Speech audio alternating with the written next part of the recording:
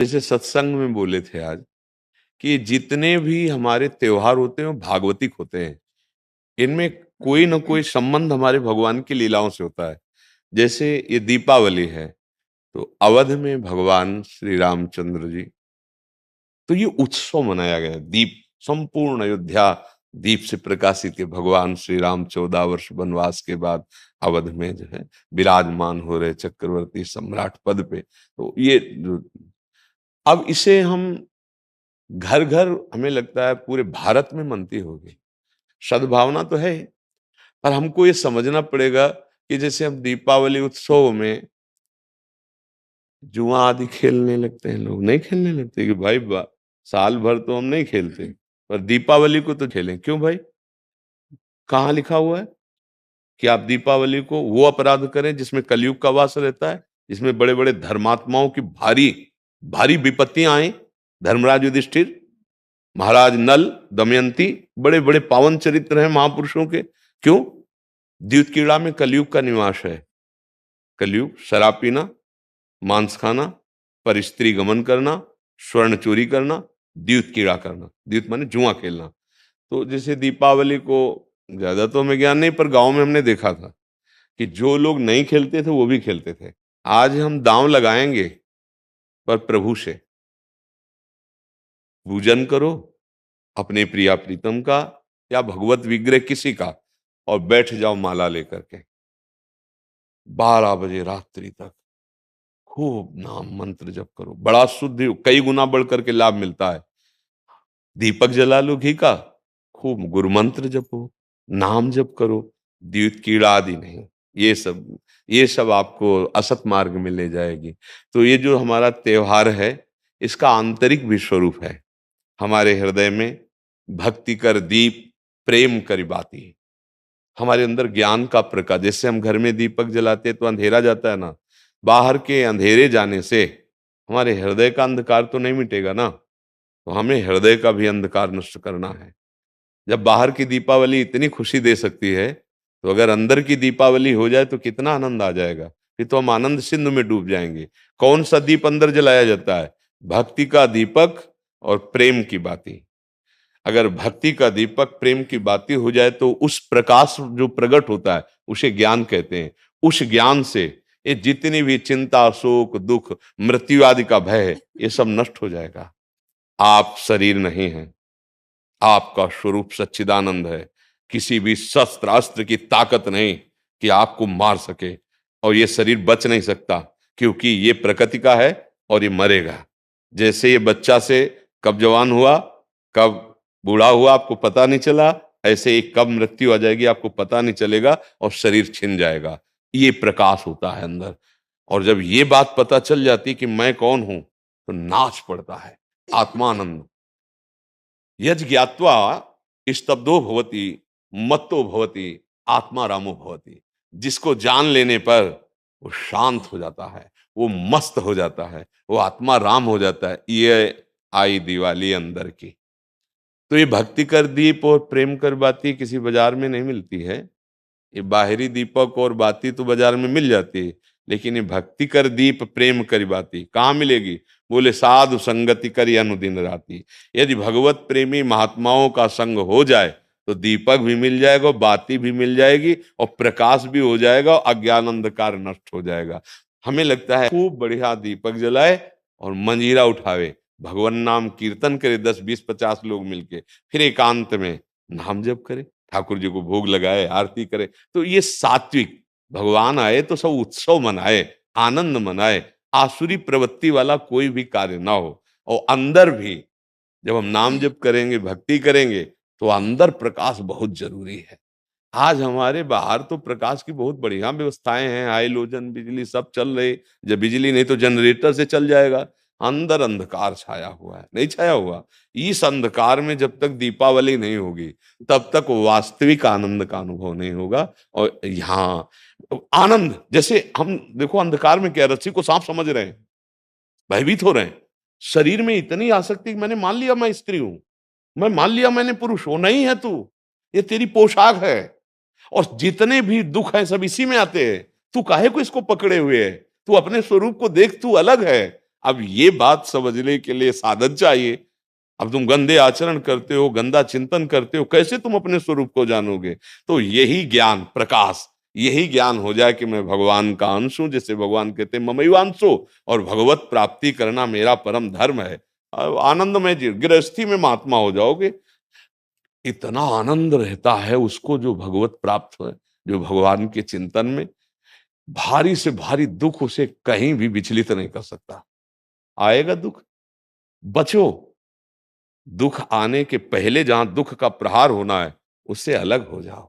बिल्कुल आप अलग हैं। जैसे मेरी टेबल, मेरा हाथ, तो मैं हाथ तो नहीं हूं ना। ऊपर पूरे मेरा शरीर, खुद आप बोल रहे हैं मैं शरीर, ऐसा तो नहीं कोई कहता। मेरा शरीर मतलब ये मैं नहीं हूं। ठीक, अंदर चलते हैं। मेरा मन, मेरी बुद्धि, मैं तो नहीं बोला। फिर और अंदर चलते हैं, कारण शरीर, वो स्वभाव का आ जाता है। बोले मेरा स्वभाव ऐसा नहीं है। आप इस अलग को अपने में धर लिए, अब दुर्गति हो रही। मैं धनी, मैं निर्धन, ये प्रपंच छा गया।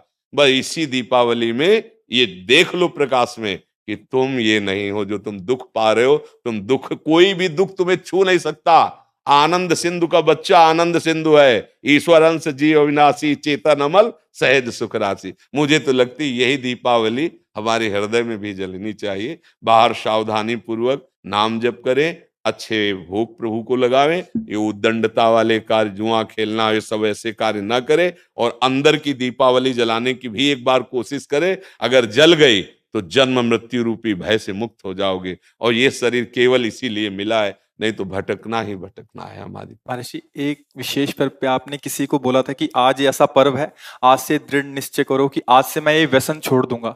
तो महर्षि, आज बहुत सारे नए युवक भी आपसे जुड़े हैं महर्षि। तो महर्षि, आपकी तरफ से उनके लिए, क्योंकि उनको एक दृढ़ता चाहिए कि कोई तो एक बोले हमें कि आज से व्यसन नहीं करूंगा हाँ, मैं। हम तो प्राय हर एकांतिक के समापन में सबसे कहते हैं, ए भैया तुम आए हो, आज से तुम गलत आचरण न करो, शराब न पियो, माताओं बहनों की तरफ पाप दृष्टि से मत देखो। माता पिता को भगवत भाव से देखने के लिए बुद्धि शुद्ध चाहिए। जगत में अगर उन्नति प्राप्त करना है तो बुद्धि शुद्ध चाहिए। शराब पीना, मांस खाना, व्यभिचार करना, जुआ खेलना, चोरी, हिंसा, बड़े बड़े गंदे आचरण होते जा रहे हैं नई समाज के। और वो मोटरसाइकिल से बगल से निकले, कोई बहन मोबाइल से बात कर रही, ऐसा झटका कि नाक के बल गिर गए, मुंह के बल गिर गए। कितने का मोबाइल? जंजीर सोने की चैन कितने को की? 40,000, 50,000। पकड़ा, राक्षसी बुद्धि से खींचा, और वो तो मोटरसाइकिल में बैठा, ऐसा खींचा, वो कई तरह ये क्या हो गया? बुद्धि भ्रष्ट हो गई। हमें लगता है कि अगर हमारी बात आपके कान तक पहुंचे, जो तुम्हारी दुर्गति कराने वाली बात है, अगर इसको छोड़ दो तो हमें सुख मिलेगा कि हमारा भारत देश का समाज एक धार्मिक समाज, एक शांति प्रिय समाज और स्वयं परमानंद में डूबने वाला बन जाए। ये तुम्हें नशेबाजी, गंदे आचरण, बड़ा देखो ना क्या परिणाम होता है। मान लो 2-4 बार नहीं पकड़े गए आप, लेकिन जब पकड़े जाओगे तब तब ऐसी पिटाई होगी यहाँ, और आजीवन का। अगर छूट भी गए तो यहां से तुम भले छूट जाओ किसी प्रमाण देकर, लेकिन एक और न्यायालय है जहां राय पाई की चूक नहीं होती, कोई घूस नहीं चलती, वहां के न्यायालय से डरो पक्का। यहां तो मान लो आप इधर उधर करके प्रमाण दे के बच सकते हो या कुछ ले दे के, लेकिन एक न्यायालय जहां कुछ लेना देना नहीं है, किसी गवाही की जरूरत नहीं, वो स्वयं सर्व साक्षी हो। तो पाप कर्म का त्याग, गंदे व्यसन, गंदे आहार का त्याग, यही भारी उत्सव हो जाएगा। यही हम भेंट मांगते हैं जब कोई एकांतिक में कभी भाव आता है, तो ये कहते हैं आप सब ये गंदे आचरण यहाँ छोड़ जाओ, धाम है भगवान का। और जो मान लो ठीक कहा कि दिवाली का पर्व है, तो कुछ न कुछ लेन देन भेंट होती है ना। भाई कोई परिजन आए, उनके खवाया खवाया पियाया कुछ, तो हमारी प्रियता यही है कि तुम सुखी रहो, तुम स्वस्थ रहो, तुम मुस्कुराओ, तुम आनंदित हो। कैसे? अच्छे आचरणों से, भगवान नाम जप से। अगर बुरे आचरण करोगे तो भाई तुम्हें रुपया शांति नहीं दे सकता। देखो, कोई वो चूक ना कर देना जो घर में, गांव में और समाज में आप ऐसे उठा के ना देख पावे। मात्र कुछ चंद रुपए के कारण जब हमारी बात बिगड़ जाती है, तो हमारी पदवी और समाज की प्रियता सब नष्ट हो। एक गलती ने पूरा मिटिया मेट कर दिया। कोई अधिकारी जी थे, तो उन्होंने मात्र 10,000 रुपए की वो प्रियता में और उनको उन्हीं के अधिकारी जन जो क्राइम विभाग कहते हैं, वो उनको ऐसे बुरी तरह पकड़ के ले जा रहे थे। तब मुझे किसी के दबाव और प्रलोभन में आकर कभी वो मत करना कि एक न्याय और विभाग है, वहां तुम्हें कटघरे में खड़ा किया जाए, क्योंकि सबका न्यायाधीश श्री कृष्ण है। वो जब न्याय करता है तो वहां किसी गवाही की जरूरत नहीं रहती। आपका पद, आपकी जो योग्यता, वो हमारे समाज के मंगल के लिए, आप नमक रोटी खाओ, भले आप कष्ट से जियो, लेकिन आप आंख झुकाने वाले नहीं बनो। आंख में आंख डाल के बात करने की क्षमता रहे और अपने पद के द्वारा अधर्म को दंड देने की क्षमता रहे। अगर आप गलती कर दिए तो पढ़ाई लिखाई, माता पिता, समाज, इससे आप आंख नहीं मिला पाएंगे, सब व्यर्थ हो जाएगा। ये क्यों व्यर्थ हो जाता है? जब हमें ये बात समझ में आती कि धन में सुख है, बुद्धि भ्रष्ट हो गई, पतित हो गई बुद्धि। नहीं, धन में सुख नहीं, धर्म में सुख है। आप देखो ना, बहुत आप अधर्म पूर्वक धन ले तो आप देखो आपका परिवार बिखर जाएगा, अशांति पैदा हो जाएगी। ऐसी संतानें पैदा होंगी जो आपको हर समय देखकर जलाती रहेंगी। पक्का विश्वास मानना, अधर्म के धन से कभी सुख शांति नहीं मिलती। और ये अधर्म तभी होता है जब हमारी बुद्धि खराब हो, और बुद्धि खराब तभी होती है जब ये 6 बातें होती है। पक्का समझ लेना, शराब पीना, मांस खाना, परिस्त्री से या परपुरुष से व्यभिचार करना, और हिंसा करना, और चोरी करना, द्युत कीड़ा आदि चोरी करना, जैसे ये चोरी ही मानी जाती है। अधिकार के विपरीत आचरण करना चोरी ही मानी जाती है। ये जब होगा तो कलयुग बैठ जाएगा, कलयुग को ये स्थान दिए, और कलयुग जब बैठ जाएगा तब दुर्दशा करा देगा। एक बड़े धर्मात्मा महापुरुष की बुद्धि में बैठ गया कलयुग। वो मुकुट लगाने के कारण जरासंध का, तो एक ऋषि के गले में मरा हुआ सर्प डाल दिया और कारण बन गया मृत्यु का। 7 दिन में तक्षक काटेगा, ऐसा संगी ऋषि ने शाप दे दिया। इसलिए बहुत सावधान। हाँ, हमारे पास भगवान की कृपा से जो आपका आना हुआ है, आप नशा रहित, आप गंदे आचरण रहित एक अच्छे मानव बने, तब आप में देवता बनने की सामर्थ्य आवे, दैवी संपदा आवे। फिर आप चाहो तो नारायण बन सकते हो।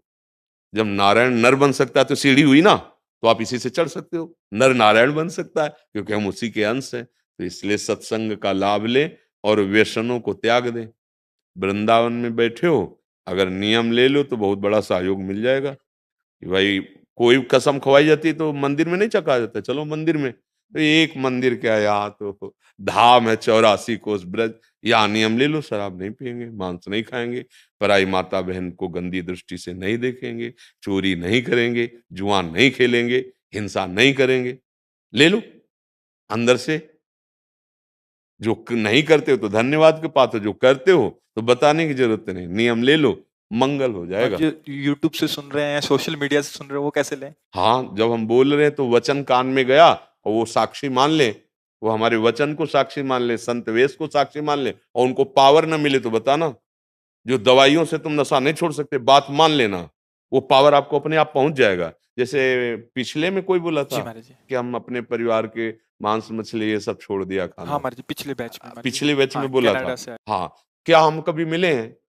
ना कभी देखा है। हुआ क्या? उसने बात मान ली ना, साक्षी मान ली, तो ये शब्द ऐसे नहीं निकल रहे हैं। ये ये मनोरंजन नहीं है।